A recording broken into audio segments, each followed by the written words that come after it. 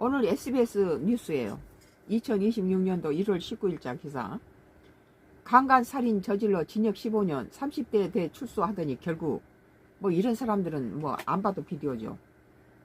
뭐 성추행범이나 어린 뭐 애들 이렇게 그 강간하고 그런 그 강간범들이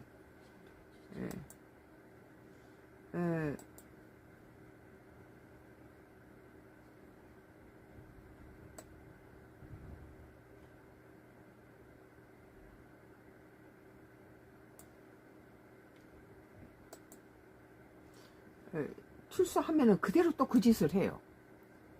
그래서 이런 사람은 나오지 못하도록 완전히 정신력을 치라든지 뭐 사형을 시키든지 그래야지. 이 성추행범 강간범들은 다시 그 짓거리 해요. 똑같아요. 나오면 30년 뭐 15년 저기 복역하다가 나오면 바로 일주일 안에 또 그 짓을 해요.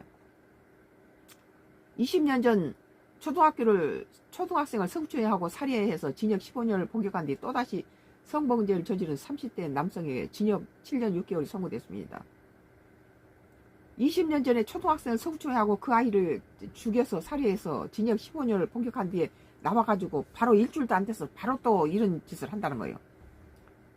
그래서 또 7년 6개월이 선고됐는데 이런 사람은 아예 세상 밖으로 나오지 말게 해야 됩니다. 대전지법 제11 형사부 박우근 부장판사는 오늘 19일 강제추행 상해 등 혐의로 기소된 A씨 37씨에게 징역 7년 6개월을 선고하고 위치 추적 전자장치 부착 10년을 명령했습니다. 뭐 15년 복역한 뒤에 나와가지고 바로 또 이 짓을 하는데 또 A씨의 신상정보를 10년간 공개하도록 하고 아동 청소년 장애인 관련 기관 취업 제한도 10년도 명령했습니다. 이런 데서는 어린아이라든지 청소년이라든지 장애인이 있는 이런 데 취업시켜놓으면 또 그런 짓 하죠. 그런데 취업 못하도록 했다는 거죠. A씨는 지난해 5월부터 7월 아르바이트를 하면서 알게 된 피해자를 여러 차례 성추행하고 폭행한 혐의로 재판에 넘겨졌다. 그는 강간살인으로 교도소에서 15년간 갔다 왔다라거나 전자팔찌를 보여주며 피해자를 위협한 것으로 조사됐다. 이제 이것을 숨기는 게 아니라 나는 뭐 15년 동안 강간살인으로 교도소에 왔다고 그걸 무슨 자랑한다는 거예요. 협박을 하고 엄포를 놓는 거죠.